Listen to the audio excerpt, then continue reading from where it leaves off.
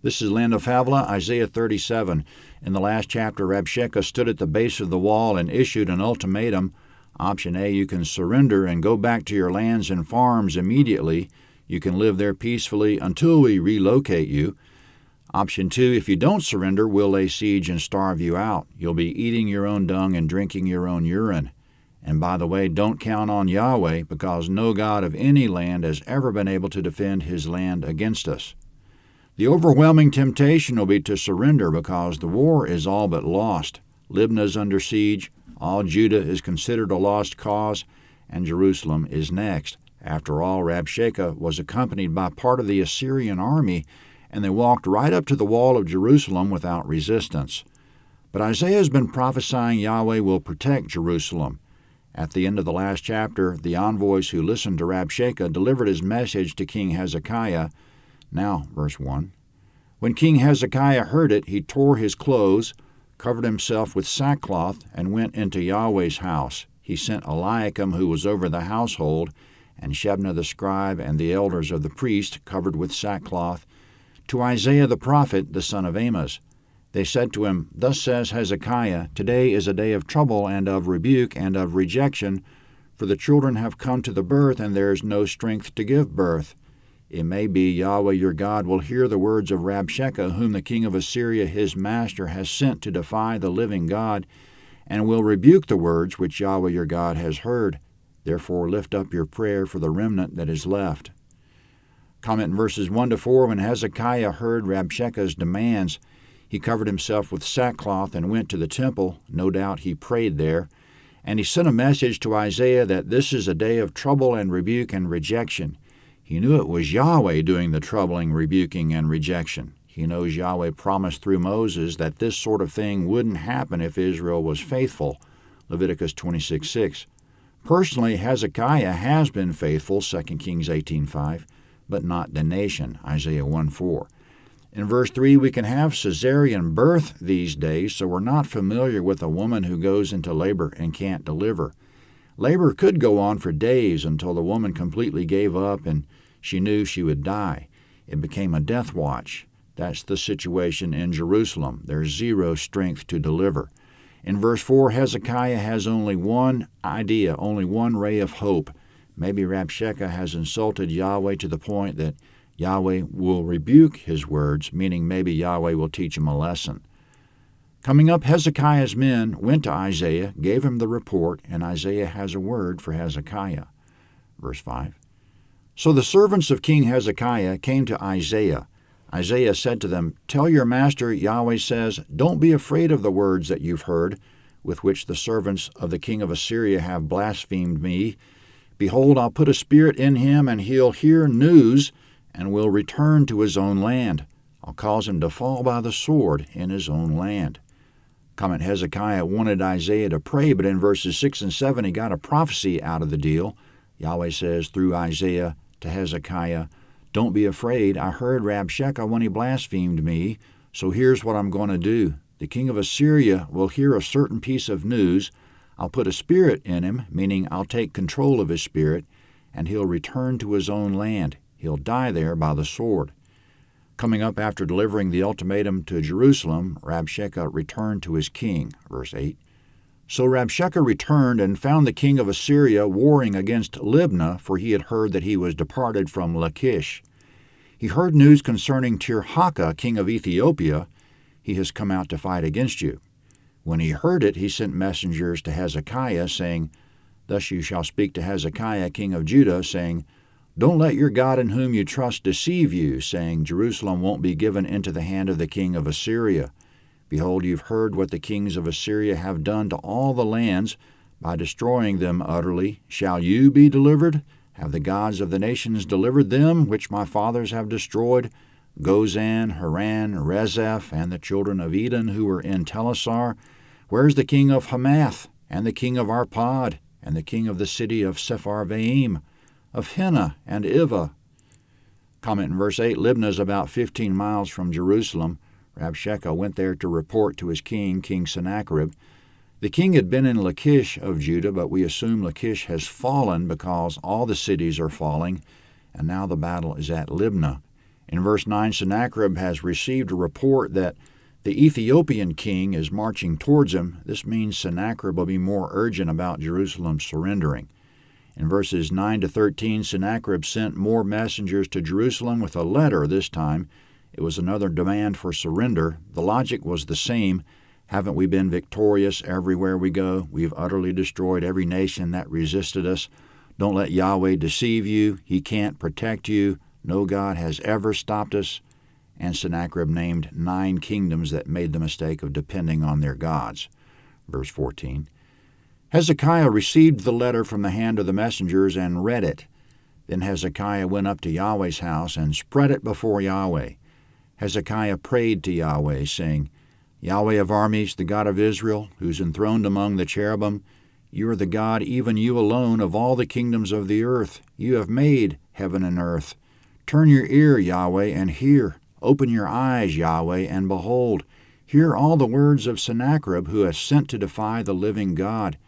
Truly, Yahweh, the kings of Assyria have destroyed all the countries and their land, and have cast their gods into the fire, for they were no gods, but the work of men's hands, wood and stone.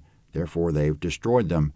Now therefore, Yahweh our God, save us from his hand, that all the kingdoms of the earth may know that you are Yahweh, even you only. Comment in verses 14 to 21, Hezekiah took Sennacherib's letter to the temple, spread it out before Yahweh, and prayed, Yahweh, you aren't like the gods of the other nations. You made heaven and earth. The other nations don't recognize you, but you alone are God of them all. Sennacherib has defied you. It's true what he says, that he and his predecessors destroyed every nation and cast their gods in the fire, which isn't surprising because they weren't gods. They were manufactured from wood and stone. Now therefore save us, that all the kingdoms of the earth may know that you and you only are Yahweh. Coming up, Isaiah has another prophecy for Hezekiah, verse 21. Then Isaiah the son of Amoz sent to Hezekiah, saying, Yahweh the God of Israel says, because you prayed to me against Sennacherib, king of Assyria, this is the word which Yahweh has spoken concerning him. The virgin daughter of Zion has despised you and ridiculed you. The daughter of Jerusalem has shaken her head at you. Whom have you defied and blasphemed? Against whom have you exalted your voice and lifted up your eyes on high? Against the Holy One of Israel. By your servants have you defied the Lord, and have said, with the multitude of my chariots I've come up to the height of the mountains, to the innermost parts of Lebanon. I'll cut down its tall cedars and its choice cypress trees. I'll enter into its farthest height, the forest of its fruitful field. I've dug and drunk water with the sole of my feet. I'll dry up all the rivers of Egypt. Have you not heard how I've done it long ago and formed it in ancient times? Now I've brought it to pass that it should be yours to destroy fortified cities, turning them into ruinous heaps. Therefore the inhabitants had little power. They were dismayed and confounded. They were like the grass of the field, and like the green herb, like the grass on the housetops, and like a field before its crop has grown. But I know you're sitting down, you're going out, you're coming in, and you're raging against me. Because of your raging against me, and because your arrogance has come up into my ears, therefore I'll put my hook in your nose and my bridle in your lips, and I'll turn you back by the way by which you came. Comment in verse 22, Yahweh says, the virgin daughter of Zion and Jerusalem has despised Sennacherib and shaken her head at him. We get the picture of a man making overtures to a woman, and the woman gives him the not-so-subtle brush-off. She despises him and shakes her head. The man has no choice but to walk away embarrassed. Sennacherib will walk away in shame, is the message. In verse 23, you, Sennacherib, have defied the Holy One of Israel. In verse 24, Yahweh says, Sennacherib came to Lebanon with all the glory of its impressive mountains and massive forests. Two things he didn't have in Mesopotamia, mountains and forests. And Sennacherib was victorious there, according to his great confidence in himself. In verse 25, likewise, when Sennacherib arrives in Egypt, he assumes he'll conquer again because of his godlike abilities. In verse 26, Yahweh says, this is what you think, but here are the facts. It's not your ability, it's been me all along. I ordained it long before you were born, and now I've brought it to pass that you would destroy cities according to my power. In verse 27, that's why the inhabitants of those cities had no power. I, Yahweh, was the power behind all your victories. In verse 28, I, Yahweh, know when you sit down, when you go out, when you come in. I know when you scratch your nose, and I know how you rage against me. I didn't miss a word of your insults.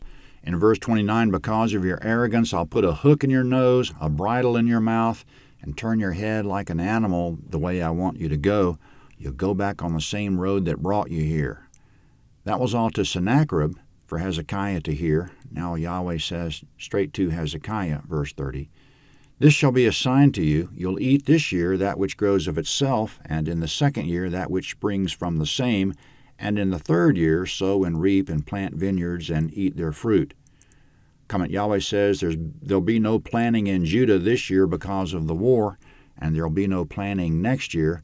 Maybe that was because the Assyrians would still be at large, but in the season after that, Yahweh says you'll have control of your land again, and you'll be able to plant. You'll even have enough confidence to plant vineyards, knowing it takes years for a vineyard to grow, and knowing you need stability to even think about it. Verse 31. The remnant that has escaped of the house of Judah will again take root downward and bear fruit upward. For out of Jerusalem a remnant will go out, and survivors will escape from Mount Zion. The zeal of Yahweh of armies will perform this. Comment in verses 31 and 32, the remnant of Judah who escape means everyone who escapes this war alive, and everyone who escapes Yahweh's wrath alive. They'll take root downward and bear fruit upward. The survivors in Judah will have a future. Verse 33. Therefore Yahweh says concerning the king of Assyria, he'll not come to this city, nor shoot an arrow there, neither will he come before it with shield, nor cast up a mound against it. By the way that he came, by the same he shall return, and he shall not come to this city, says Yahweh.